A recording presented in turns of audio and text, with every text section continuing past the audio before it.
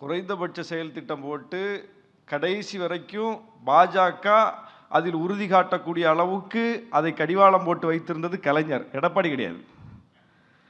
எடப்பாடி ஜெயலலிதா அம்மா எதிர்த்த திட்டங்கள் எல்லாம் போய் எடப்பாடி ஓபிஎஸ் மாறி மாறி கையெழுத்து போட்டது தான் வரலாறு தமிழ்நாட்டில். உதயமின் திட்டம் வேண்டான்னாங்க ஜெயலலிதா அம்மா, உதயமின் திட்டத்தை ஏற்றுக்கிட்டாங்க இவங்க.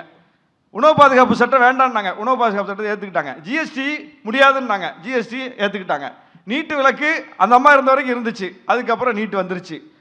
எல்லா சட்டத்தையும் பிஜேபி கொண்டு வர்ற இடத்துல எல்லாம் கையெழுத்து போட்டார் எடப்பாடி. சிஏஏ சட்டமா ஓகே, வேளாண் சட்டமா ஆதரவு, எல்லா சட்டத்துக்கும் டெல்லி மாநில அரசினுடைய அதிகார பறிப்பு சட்டமா ஆதரவு, எல்லாத்துக்கும் ஆதரவு கொடுத்தாரு. இதுதான் நம்ம பார்க்கிறோம்.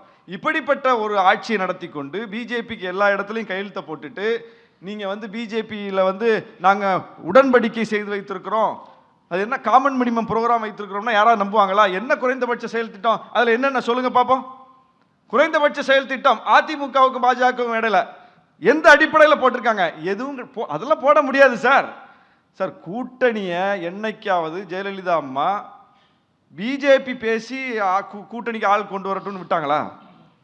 பிஜேபி அவங்க வீட்டில் தான் போய் பேசணும்.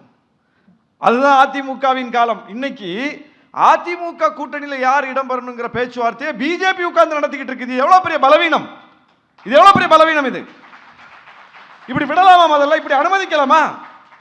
பிஜேபி தமிழ்நாட்டில் எந்த நிலைமையில இருக்கு?